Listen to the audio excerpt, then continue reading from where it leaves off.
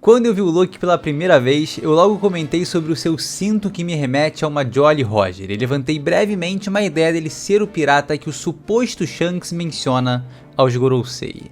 Agora, eu tenho ainda mais convicção de que esse seja realmente o caso.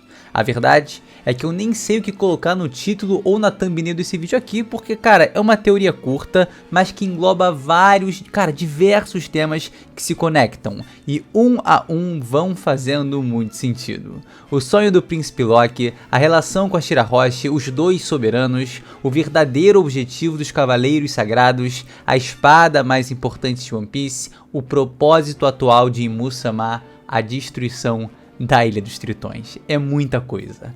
Parece que esse intervalo entre os capítulos da obra deu pra gente o tempo necessário para as ideias ganharem forma e chegarem ao que eu acredito ser um dos cenários mais interessantes pro reino de Elbaf.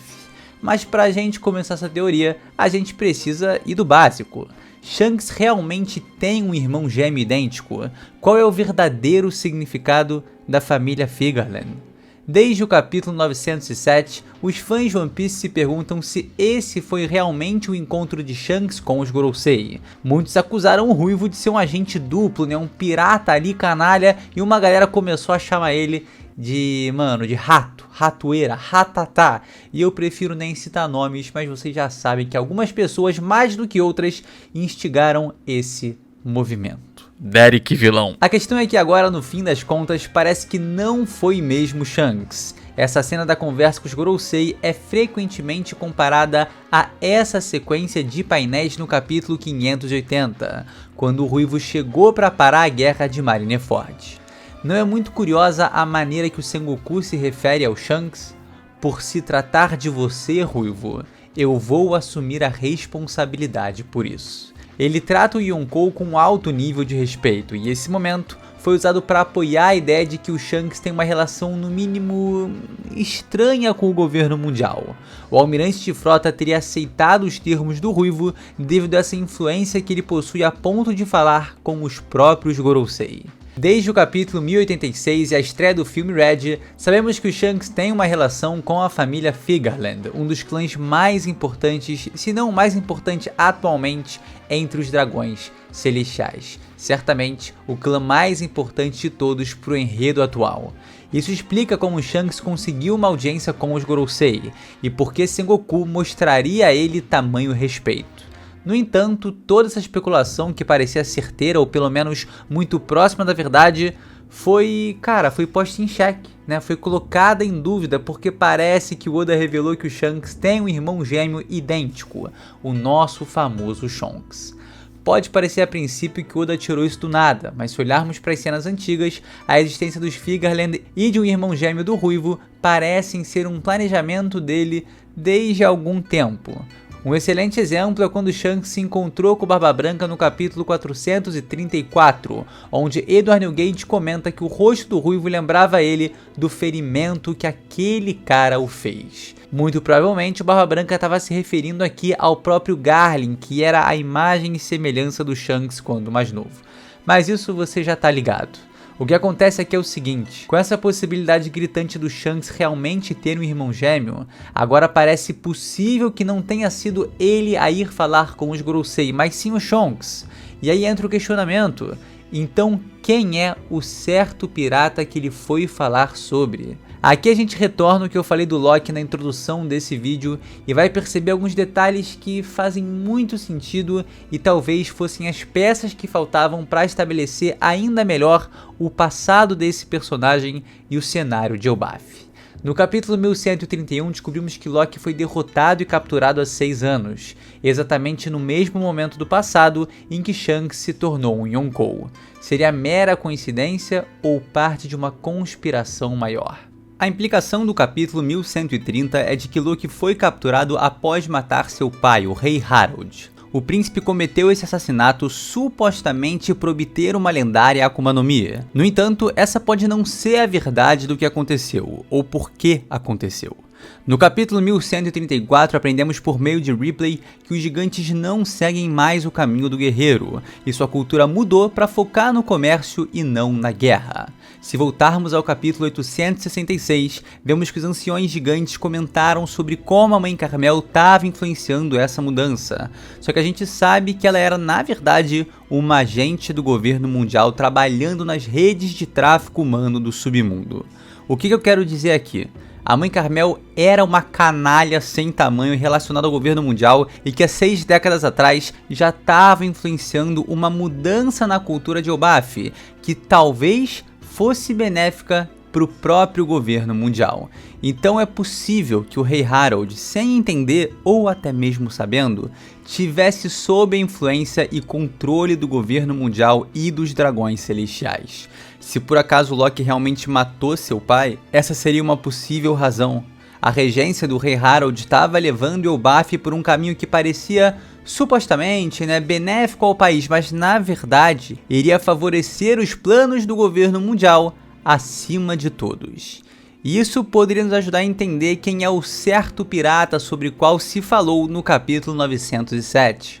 Os piratas guerreiros gigantes sempre foram liderados por 2 capitães, Jorul e Jarul, Dori e Brog, e agora apenas por Hayrodin. Não soa meio estranho se a gente parar para perceber o histórico dessa tripulação?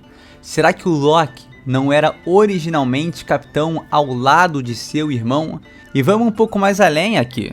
Se o Loki é um paralelo ao Luffy, como já está evidente, não faz sentido que seu sonho e objetivo sejam de certa forma semelhantes? Sabe o que eu acho engraçado? O Loki se autoproclama aquele que vai trazer o fim desse mundo.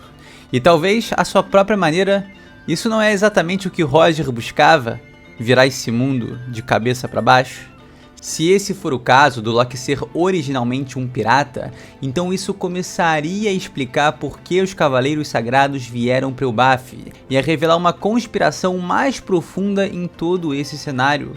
O Shonks foi até os Gorosei falar sobre essa figura, reconhecendo que ele é alguém que precisa ter um fim antes que o pior ocorra. A questão dele ser o príncipe amaldiçoado e se autoproclamar o destruidor desse mundo sempre me deu a impressão de mais uma figura predestinada a executar um papel nesse mundo. Um fator meio Nika, meio Poseidon. Mais um elemento que o governo mundial reconhece a existência e sabe que a volta promete desfechos problemáticos. O fato dele estar preso é positivo, mas se manter vivo, não é. Pelo menos não para o governo. O Loki foi capturado há 6 anos e ainda assim ele permanece preso em Elbaf e não entregue ao governo mundial. É provável que o Shanks tenha derrotado o Loki, ganhado o título de Yonkou, mas o manteve longe do governo mundial quase como se fosse um refém. O príncipe amaldiçoado é alguém que promete ter um papel fundamental na mudança desse mundo, e os soberanos que figuram no topo desse planeta reconhecem isso. E isso explica porque os Cavaleiros Sagrados vieram agora atrás dele. Eles querem executar essa figura antes que ela possa causar o mal que promete. É possível até que o despertar de Luffy, a chegada de Nika, tenha alarmado todo o governo mundial. E agora eles precisam cortar aqueles potenciais maus que, um dia voltariam para mudar o mundo diretamente na raiz. A captura e execução de Loki permitirá que eles prossigam com seus planos. Mas quais são esses planos do governo mundial? O Oda parece ter espalhado uma trilha de migalhas de pão para a gente seguir. Algo que nos leva de volta a uma revelação que faz todo o resto se encaixar. Olha que interessante. Se a gente seguir as aparições dessa espada em ordem reversa, ela revela o verdadeiro alvo dessa missão. A Princesa Sereia, Poseidon. A lâmina cravada no rosto da Shirahoshi é uma peça muito importante para todo esse quebra-cabeça, e logo eu vou te explicar porque ela pode ser a mesma que Shonks ostenta. O detalhe é que essa não é a única conexão entre os Figarland e a Ilha dos Tritões. A execução de Don Quixote Miosgard por Figarland Garlin representa a ruína do tratado de paz estabelecido pela Rainha Otohime. Inclusive, não é muito curioso que esse dragão celestial se chame Miosgard? A combinação combinação de dois conceitos da mitologia nórdica, o Mjolnir, o martelo de Thor, e também de Asgard, um dos 9 reinos. Parece que Oda já tinha estabelecido ali, já tinha alguma ideia que esse próprio personagem tivesse alguma conexão com Elbaf.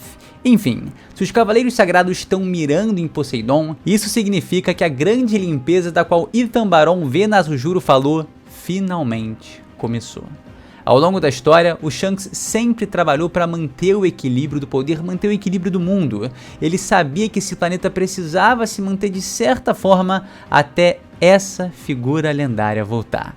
Agora, se o Shanks é quem trouxe equilíbrio ao mundo, então é apropriado que seja seu irmão quem haja contra esse equilíbrio e comece a fazer o mundo entrar em colapso. A missão de capturar e presumivelmente executar o Loki representa o início da grande limpeza. O Loki é a chave para os planos deles de alguma forma, talvez por sua Akuma no Mi lendária que ele pegou do rei Harold, mas parece que há algo mais em Elbaf que eles querem, algo que se conecte a Poseidon. O Oda ainda não nos mostrou o reino celestial de Elbaf, e eu acredito que ali eles encontrarão o que estão procurando. Esse arco vai carregar muitos paralelos com Skypiea, e foi em Shandora que o Poneglyph revelando a localização de Poseidon estava escondido. Aprendemos no capítulo 272 que a antiga cidade de Shandora foi destruída protegendo esse Poneglyph, entre outros. Robin comenta que todos os livros e a história foram completamente apagados.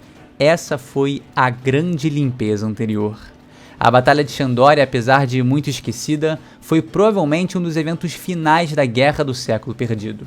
Essa batalha girou em torno da proteção do Poneglyph que revelou a localização de Poseidon. Essa foi provavelmente a última vez que os dois soberanos tentaram se encontrar, mas não conseguiram. Poderia um deles ser o Loki, no caso o ancestral do Loki, né? E agora ele seria esse novo soberano que está renascendo?